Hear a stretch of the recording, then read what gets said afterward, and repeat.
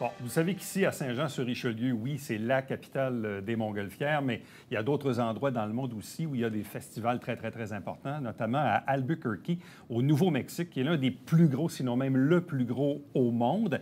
Et curieusement, je ne sais pas si c'est un hasard, mais cette année, il y avait plusieurs Joannais qui y sont allés. Il y en a à chaque année, mais cette année, il y en avait vraiment beaucoup. Beaucoup de pilotes d'équipes de poursuite, des gens aussi qui étaient dans le pourtour de ces équipes-là.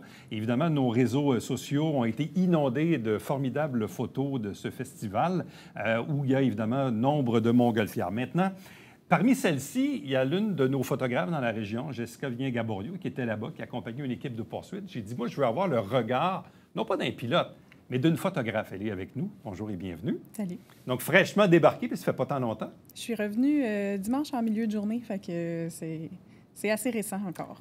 C'est la première fois que tu y allais? Oui.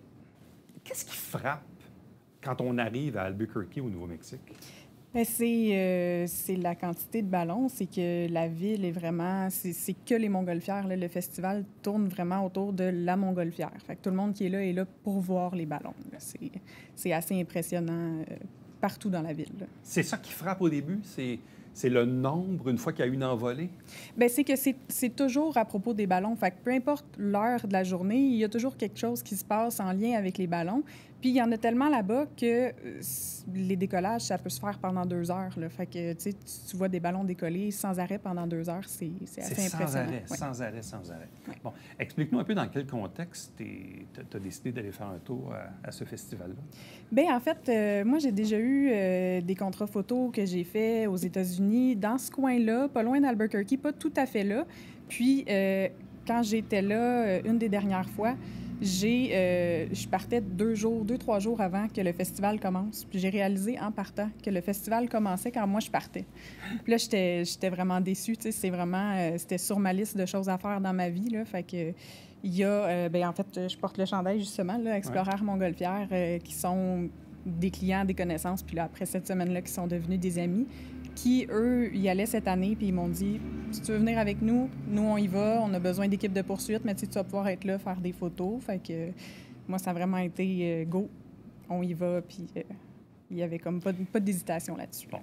Évidemment, quand on est Joannais, des photos de montgolfières, on en a tous dans nos téléphones depuis des années. Toi, en plus, tu es photographe, donc tu en as probablement encore plus que nous.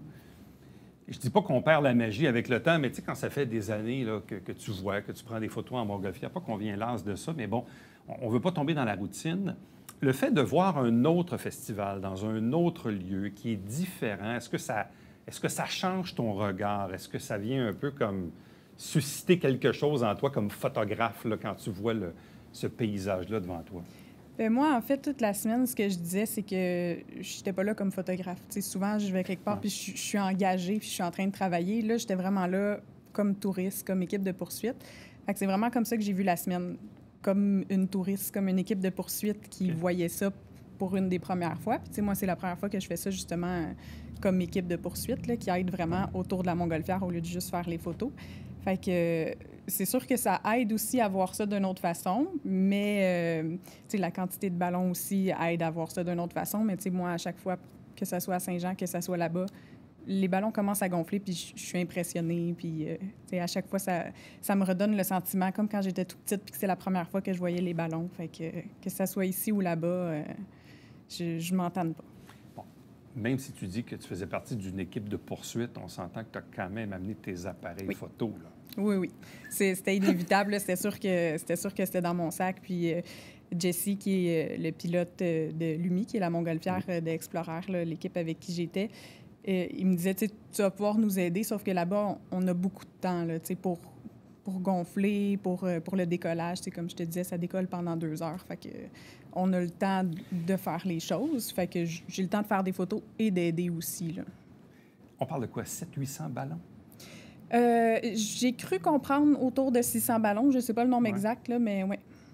Et là, il décolle d'où? Est-ce que c'est le matin, le soir, partout dans la journée? C'est quoi le modus operandi de ce festival-là? Bien, en fait, le matin, il commence à décoller. Puis là, c'est ça décolle pendant environ 2 heures. Selon les vents, ils peuvent atterrir partout autour, dans la ville. Il y en a beaucoup qui reviennent. Ouais. De ce qu'on m'a expliqué là, avec la montagne qu'il y a juste à côté, on peut, nous, on l'a fait une fois, c'est de faire la boîte, en fait, qui est de partir, puis de revenir atterrir sur le site. Fait qu'il y en a beaucoup qui font ça. Ce qui fait aussi que, tu sais, ça décolle pendant 2 heures, mais ça atterrit aussi après. Après ça, il y a aussi des compétitions, tu sais, qui sont toutes sortes de défis que plusieurs pilotes ont à faire sur le site. Fait que là encore, il y a des montgolfières tout le temps dans le ciel. Puis les soirées, bien, c'est plus un peu comme on a ici, là, les nuits magiques, là, qui appellent les glows là-bas. Là. Est-ce qu'il y a des envolées le matin et le soir aussi? Le soir, c'est les glows. Principalement. Ouais. Donc, les envolées, c'est principalement le matin. Ouais. Bon. C'est quoi la température? Tôt le matin, c'est assez froid. On était vraiment en multicouche. Il peut faire comme à peu près 5 degrés environ. Puis ça se réchauffe graduellement. Là, en après-midi, on faisait souvent des tailgates. On regardait les compétitions, on se préparait pour les glows. Puis là, on était rendu à comme environ 25 degrés. Là. Est-ce que tu sens que les conditions de vol sont différentes que celles d'ici? Tu sais, ici, c'est toujours un peu prévisible. Là. Il y a du vent, le vent tombe. Le vent, généralement, amène les ballons à Saint-Grégoire, quoique des fois, ça change un peu. Mais est-ce que tu sens là-bas que les conditions de vol sont différentes que ce à quoi nous, on est habitués? Bien, je connais pas ça à ce niveau-là, à ce point-là, mais de ce que j'ai vu, tu sais, il y a 2-3 matins où on s'est vraiment couché au sol, puis on regardait les montgolfières au-dessus de nous, puis on les voyait aller dans différentes directions. Ah ouais. Puis pour nous, c'est quand même inhabituel. Là, tu sais, on les voit souvent se déplacer en même temps, puis là, on est tous là, ça fait plusieurs festivals qu'on voit, ça fait des années qu'on voit des ballons, mais on était tous là avec nos caméras, avec nos téléphones à filmer le ciel parce que, tu sais, c'est inhabituel pour nous de les voir se diriger selon la hauteur à différents endroits. Là. Bon, tu disais tantôt que tu te lasses pas de prendre des photos de montgolfières, qu'à chaque fois qu'il y en a une à côté de toi, tu retrouves un peu ton cœur d'enfant. Là, dans ce contexte-là, à Albuquerque, au Nouveau-Mexique, est-ce qu'il y a pour toi tu as mis quelques photos sur tes médias sociaux, mais est-ce qu'il y a des photos particulières, inédites, que tu n'avais jamais vues, jamais faites auparavant à Saint-Jean, que tu as pu faire là-bas?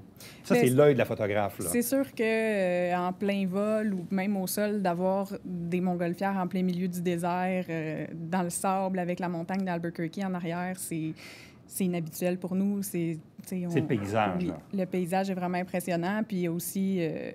il y a beaucoup de montgolfières, mais il y a beaucoup de formes spéciales aussi. Fait que, tu sais, on se disait souvent dans la semaine, on n'aura même pas regardé toutes les montgolfières qu'il y a dans le ciel cette semaine, au moins une fois, tellement il y en a. C'est impossible de toutes les avoir vues. Fait que pour ça aussi, c'est inhabituel et impressionnant pour nous, là. Le défi qu'on se fixe, c'est quoi? C'est d'essayer de toutes les avoir ou surtout les formes spéciales parce qu'on peut les distinguer plus facilement. Mais même à ça, on n'y arrive pas tellement qu'il y en a. Bien, en fait, je pense que moi, pour ma part, ce que je voulais montrer, c'était, comme je disais, surtout le paysage qui est vraiment différent, mon équipe, l'équipe avec qui j'étais, puis les émotions, puis tout ça. Mais de montrer la quantité, tu sais, au lieu de focusser sur certaines montgolfières qu'on n'a jamais vues, qu'on voit vraiment l'ampleur, qu'on voit vraiment ce que c'est d'avoir autant de ballons dans le ciel. C'est pas quelque chose qu'on a l'habitude de... Oui, on en a beaucoup ici, mais comparé à 500-600 montgolfières, c'est vraiment de toutes les voir dans un ciel. Ça veut dire, dans le fond, que quand tu vises, dans le fond, tu as beau être le plus large possible, le plus zoom-out possible, mais malgré ça, tu peux pas tout prendre, là. Bien, c'est qu'il y en a de tous les côtés. Puis à un moment donné, on était en plein vol, puis on se regardait, puis on se disait, peu importe où on regarde dans le ciel, il y en a, puis il y en a beaucoup de tous les côtés. Donc, ce que je comprends, c'est que ce qui est frappant, c'est le nombre. Oui. C'est le paysage, parce que c'est un lieu quand même assez particulier. Tu disais tantôt, la ville vit au rythme des montgolfières. Il n'y a que ça. C'est très, très particulier. Est-ce que, quand tu regardes ça, évidemment, c'est une autre expérience, c'est un autre pays, c'est une autre place, mais est-ce que des fois, nous, est-ce qu'on peut apprendre de ça? Est-ce qu'il y a des trucs duquel on peut s'inspirer ici? Bien, moi, ce qui m'a vraiment marqué, c'est que ça soit vraiment tout à propos de la montgolfière. T'sais, on allait faire notre épicerie, on allait au Walmart, puis il y avait des trucs de montgolfière, chose qu'on ne verrait pas nécessairement ici non plus. Oui, des plus petites boutiques qui sont plus locales vont essayer d'y aller aussi en lien avec le festival, mais que ça soit juste à propos du ballon, qu'il n'y ait pas de spectacle, qu'il n'y ait pas de rien de tout ça qui, oui, peuvent attirer des gens, mais que les gens soient émerveillés juste des ballons, c'est...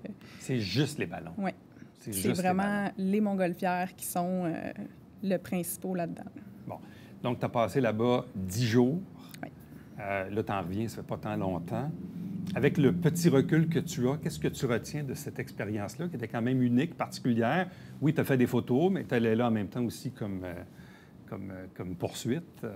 Bien, en fait, c'est ça. J'ai beaucoup appris sur la poursuite aussi. Puis l'image qui me reste en tête, moi, de ça, c'est la dernière journée, j'ai essayé de ranger un peu ma caméra, puis juste en profiter. Puis on était justement pendant un glow, une nuit magique. J'étais à côté sur la nacelle, puis je regardais tout le monde autour juste s'approcher, puis regarder les montgolfières, juste allumer les brûleurs, puis s'illuminer. Puis tout le monde était tellement émerveillé que moi, c'est vraiment ça que... C'est l'image que je retiens à frais, là, comme ça, tout de suite après le festival. C'est vraiment la quantité de personnes qui avaient sur le site à tout être émerveillées en même temps des ballons qui étaient là. C'est l'émerveillement. Oui. Ça se voit dans les yeux, ça? Oui. Puis même de l'équipe avec qui j'étais, qu'on pourrait croire que c'est des pilotes, c'est des familles de pilotes, c'est des équipes de poursuite, ils en ont fait, puis les ballons commencent à gonfler, puis tout le monde s'arrête, regarde les ballons autour, tout le monde est émerveillé. Oui, ça se sent vraiment, puis c'est très impressionnant. Donc, tu sais, je regarde ça, puis je me dis, tu sais, quelqu'un qui a baigné dans ce monde-là, si t'es pas allé une fois dans ta vie à Albuquerque, c'est comme... ça manque. Bien, si t'es un amoureux des ballons, des montgolfières, il faut que tu ailles là une fois dans ta vie. Oui, puis je pense que le fait que, justement, cette année, il y avait beaucoup de pilotes de Saint-Jean, de montgolfières de Saint-Jean, donc d'équipes de poursuite de Saint-Jean, ça a aussi rajouté à notre expérience de tout le monde profiter de ça en même temps, puis tout le monde est émerveillé de ça en même temps. Je sais qu'il y a des pilotes, des équipes qui étaient déjà allées, mais de le faire tout le monde ensemble, ça a comme rajouté à l'expérience. Il y en avait vraiment beaucoup de Saint-Jean cette année, là, vraiment beaucoup. Oui. Jessica Viens-Gaborio, merci beaucoup. Merci. Bravo encore une fois. Puis on va suivre ça avec attention. Mais c'est intéressant d'avoir le regard de quelqu'un d'autre qui est un peu extérieur à l'industrie, nous parler un peu de ce phénomène qui est le Festival d'Albuquerque. Merci. Merci. Restez avec nous. On vous revient après ceci.